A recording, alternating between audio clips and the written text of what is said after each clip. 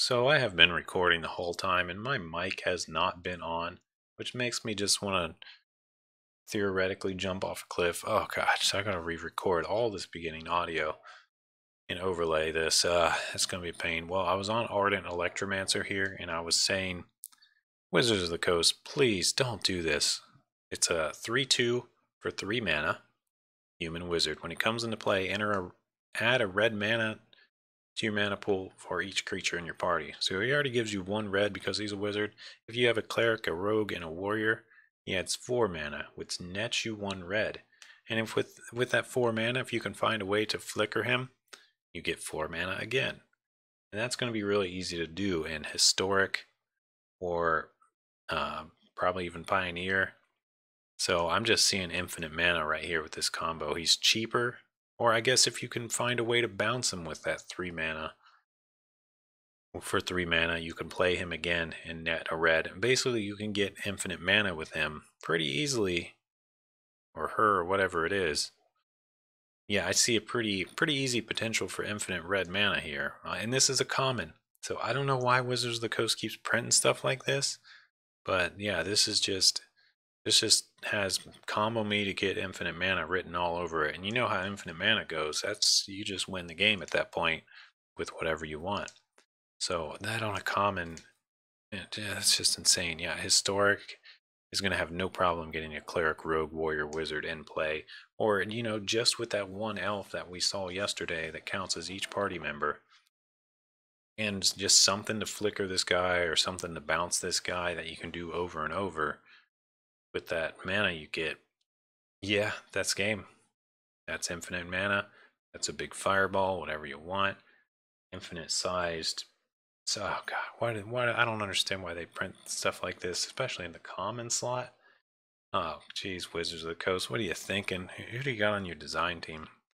All right, let's move on. Ashea, Soul of the Wild, a 5 mana star green elemental legend. It's in the mythic slot. Ashea, Soul of Wild's power. Soul of the Wild's power and toughness are equal to the number of lands you control. Non-token creatures you control are forest lands in addition to their other types. They're still affected by summon sickness. Okay. So all your creatures are forest lands, which means that Ashara also has the power and toughness equal to not only your lands, but your creatures that become lands. So this is going to be a massive creature. Just wow. Yeah, I see this being pretty strong in the format. Most of the time you play it, it's probably going to be at least a 6/6 or a 7/7 and only continue to grow from there. Cheaper than the Beanstalk Giant, also going to be bigger than the Greenstalk Giant. He himself will turn into a forest, so it's at least a 1/1 even if you have no basic lands. Yeah, this creature is going to be a little crazy. It's just going to be really big. I won't be surprised if you see a lot of turn 5, 10, 10, 11, 11, 12, 12 with a Shea here. Soul of the Wild. Pretty cool though. I like it. So I guess since I left my mic off, I'm going to do a weird cut, and I'll do the rest of these cards. I'll quickly go over them. So this video is going to start with the Ardent Electromancer. It's going to be a little confusing, but hey, when you accidentally leave your mic off, you gotta make some decisions, I guess. All right, next we have Tormenting Voice, a 2 mana red sorcery as additional cost to the spell. Discard a card, draw 2 cards. So we already have something like this in the format, except the one we have is instant. This one's a sorcery. Discard a card, draw 2 cards.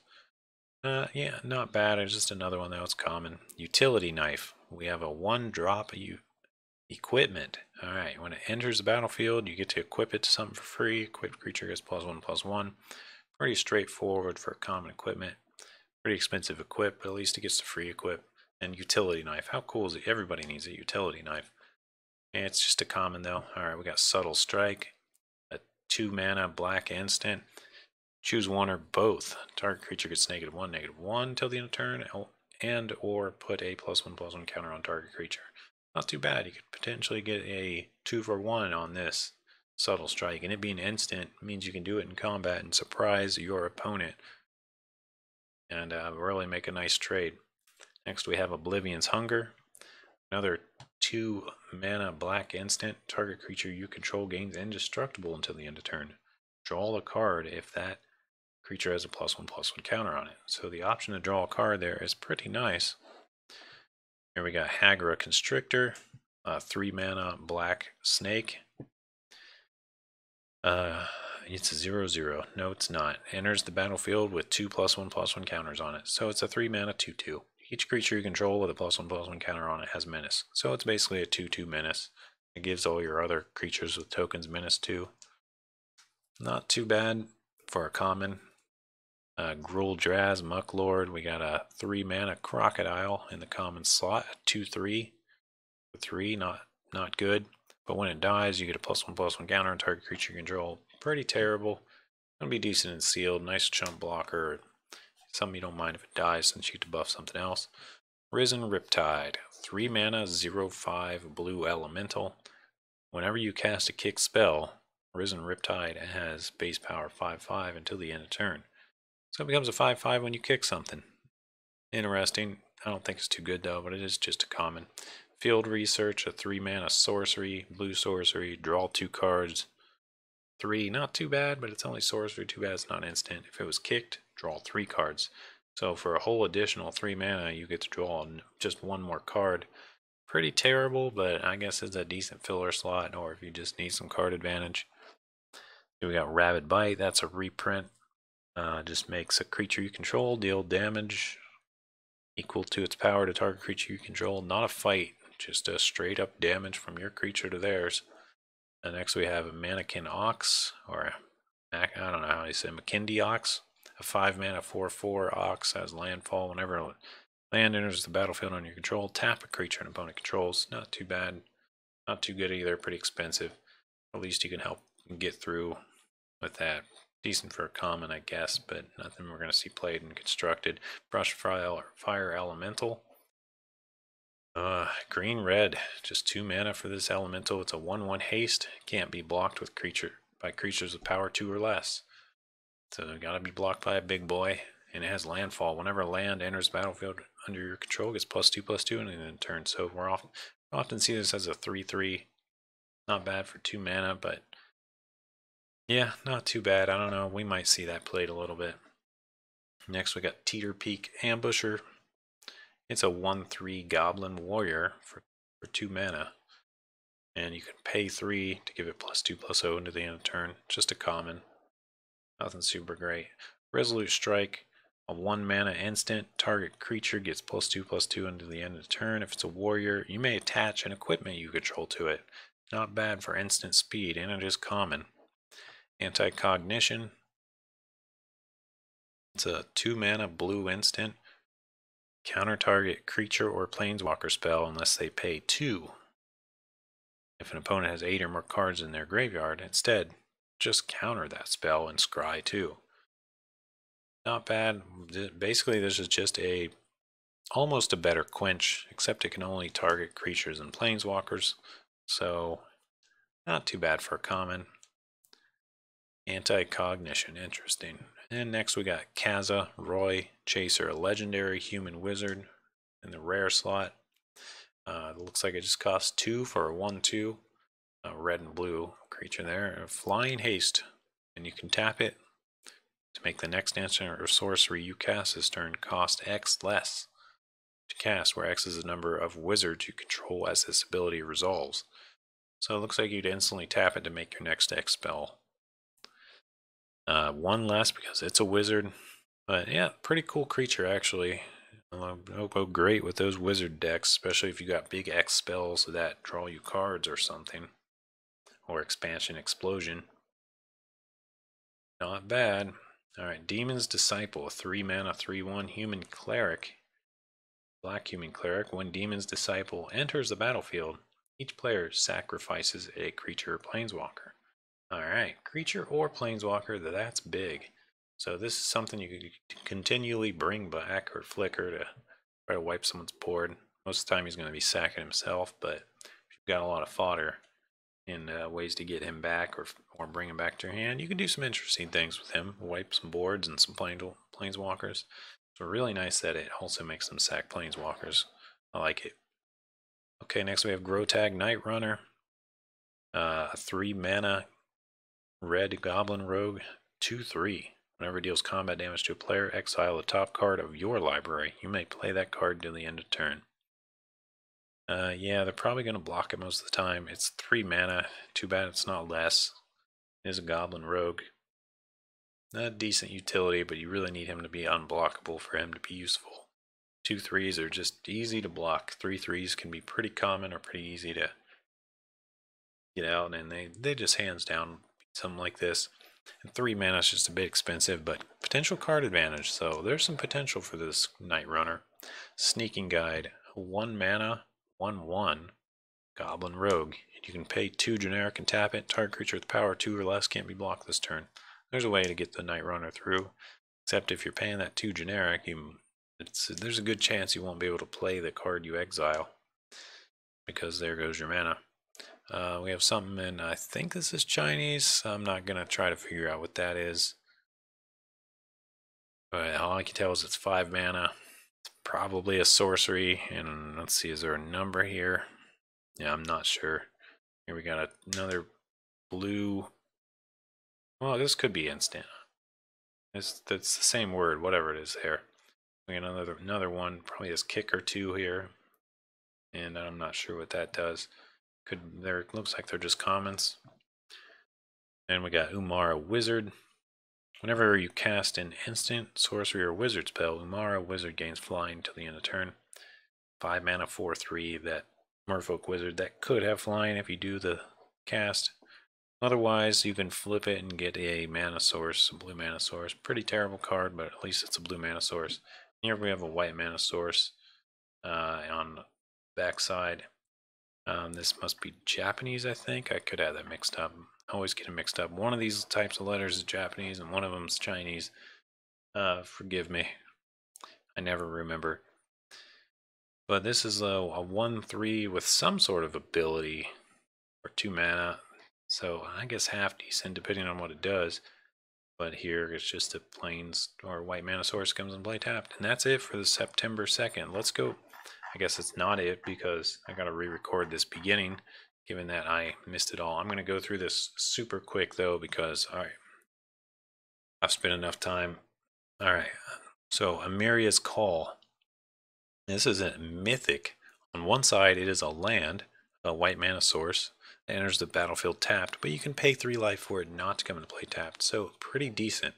And on its main side here, Amiria's Call, it's a 7 casting cost sorcery. Gives you 2 4/4 angels flying. Not very good for the 7 mana, but it also makes all your non-angel creatures indestructible until your next turn, which is decent. That's pretty big. Play that on your first main. You can swing out with your non-angels. They can't kill them. They can't reset the board. Pretty decent for an aggressive deck, and given that you can still get mana out of it if you have this in your opening hand, I would say this is going to see some play just because of the versatility. Next we have Tangled Florahedron. On one side we have a 2-drop mana dork. That's just a 1/1. Not super special, pretty weak really. But on the other side we do have Tangled Veil, which is just a green mana source that comes into play tapped. We have Soul Shatter. Soul Shatter is probably an all-star card here, especially for anyone playing Commander or multiplayer formats. It's a 3 mana casting cost, black instant, that literally shatters the soul of your creatures or planeswalker. Each opponent sacrifices a creature or planeswalker with the highest converted mana cost among creatures and planeswalkers they control. Now, what's great about this is it says and.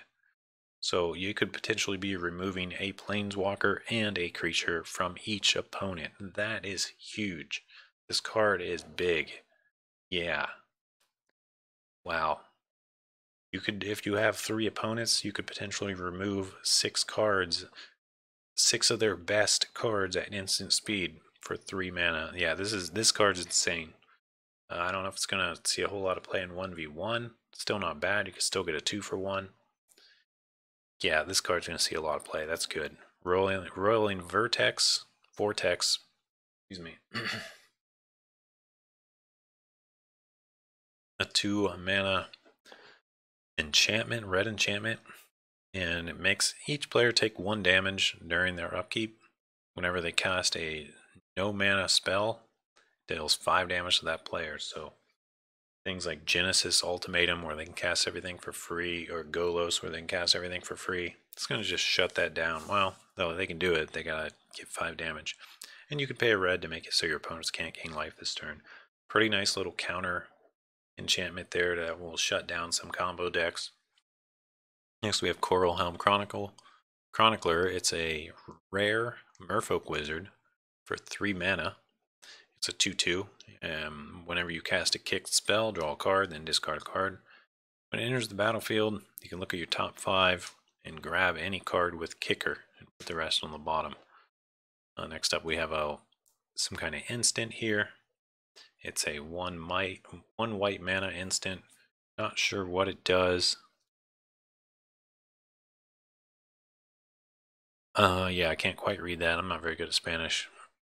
But 1 white instant has potential. Next up we have some card. I'm not sure what this does. I think I know what this does.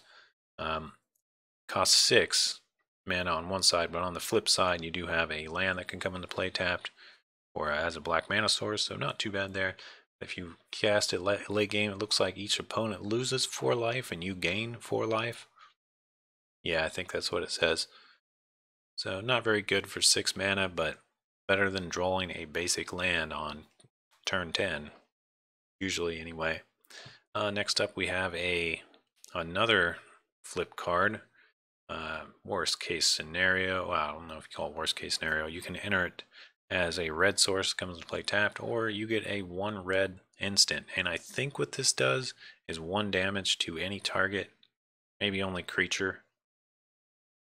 And if it leaves play, you exile it, I think. So I think it's just a 1 damage for 1, but it does exile.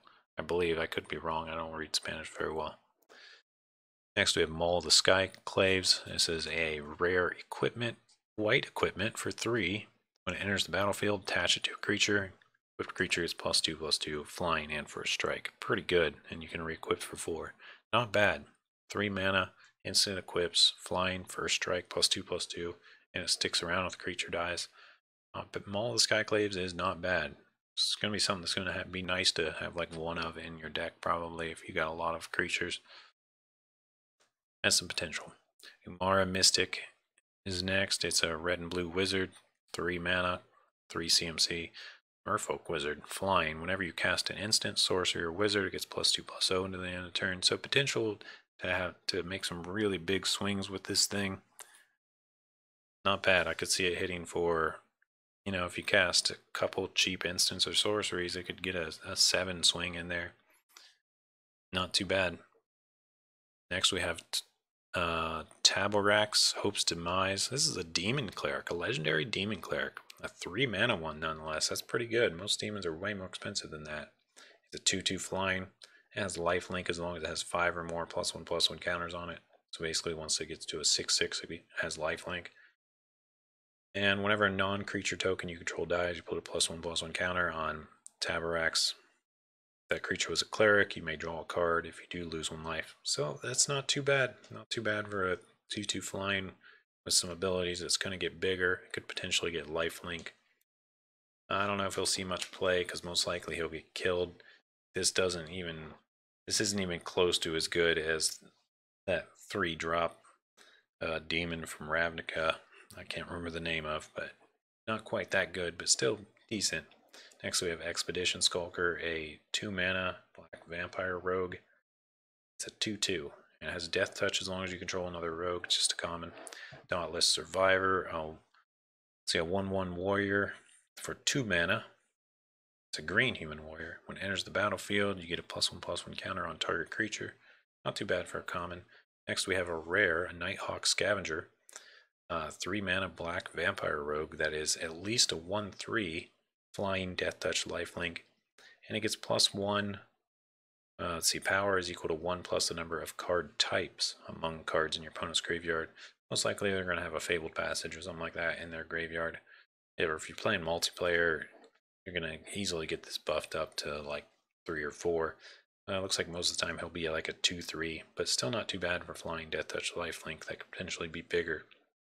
Next we have Deadly Alliance, 5 mana, black instant, destroy target creature, planeswalker. Costs 1 less for each creature in your party, so it could go down to just a single black mana if you got a full party. Not super great, but at least it's instant, and it's just a common, so super easy and awesome to get for sealed. Next we have Ravager's Mace. It's an uncommon, black and red, 3-drop equipment. Enters the battlefield, attached to target creature. Equipped creature gets +1/+0 for each creature in your party that has menace. So it could be up to +4/+0 in menace. Not super great, but not too bad either. The menace can make things unblockable, or just hard to deal with. Yeah, not too bad, but not too great. Expensive equip costs if you have to re-equip it, because they're definitely going to want to kill that thing with menace, and given that this doesn't give it toughness, it's going to be pretty easy to double block and kill it. So, I don't know, I'm on the fence about this. It's not super good, but it has some potential. Next we have a Thwart the Grave. A 6 mana casting cost sorcery, but it gets cheaper for each thing in your party, so it could just cost 2 black if you got a full party.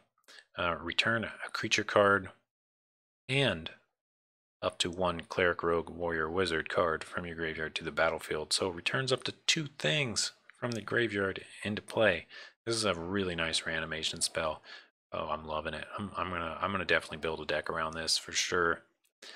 Swarm Shambler. It's a 1 green. Looks like it comes into play with a 1/1 counter on it, so it's gonna be a 1/1, 1 green for 1/1.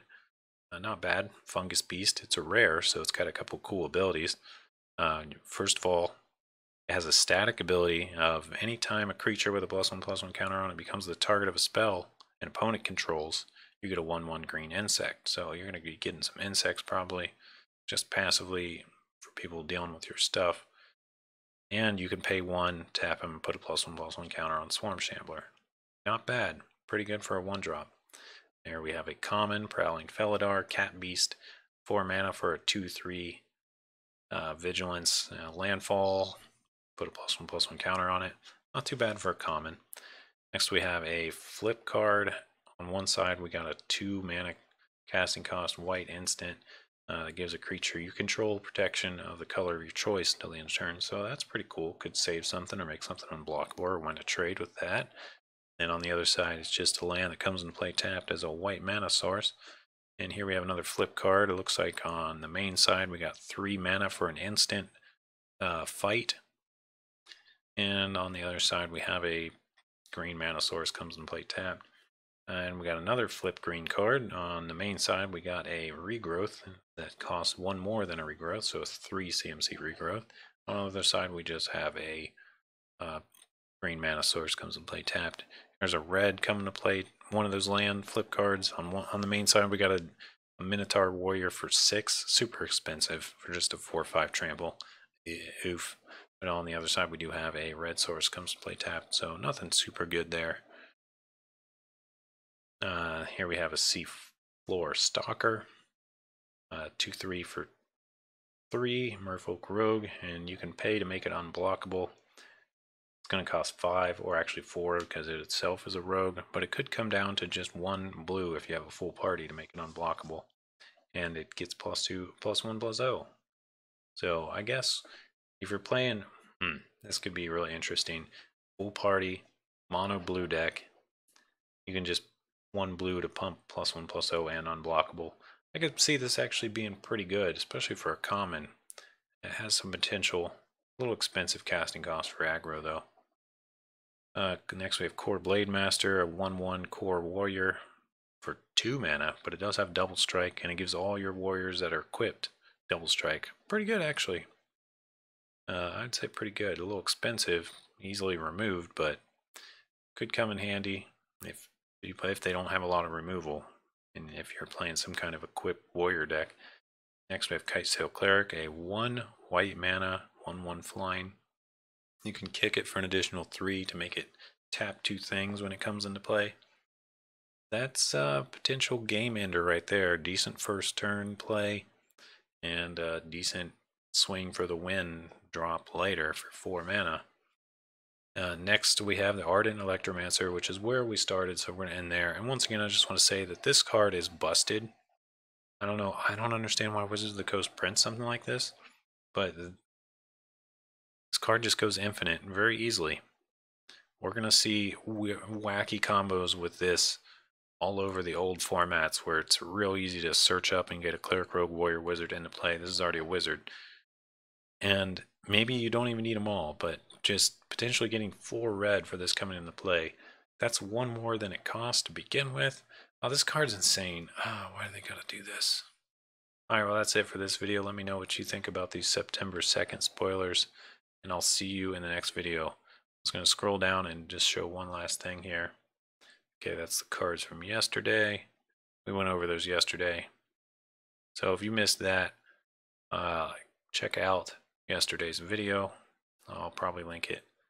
And there's the expedition stuff. I also just wanted to show real quick something I hadn't talked about, the August 26th spoilers, Jace and Nahira. Now, I'm sure you've seen these by now, but they're just 2 mythics you can get. And I just want to say that Nahira seems decent if you're playing that warrior deck. Just like they're really pushing the warrior equipment deck with her. And Jace looks like he's just another kind of combo control card. But I don't know, he's a little expensive for not doing much. Basically, he can just scries, and if you kick him, you get a bonus scry guy. So a lot of scry potential there, but it's not always game changing. I don't particularly like him. I guess this draw a card is super nice because with one of them you can scry, and with the other one you can draw the card you want. So I think it adds too much complication. What I see with this card, this Jace Mirror Mage, to be honest, is people taking way too long on their turns, which, you know, that annoys me. And I think that's the big downfall of Magic in life. A lot of people quit is because they have to sit there when it's not their turn and just like stare off into the void for like 20 minutes straight while people scry through their whole deck and decide if they want to remove loyalty counters to draw something, and then debate and debate and debate and don't even do it. And oh my god, 20 minutes later you finally get your turn and you're like, why do I play Magic again? I don't even get to play because people play Jace Mirror Mage and never mind. End rant. Thanks for watching. See you in the next video. Peace out.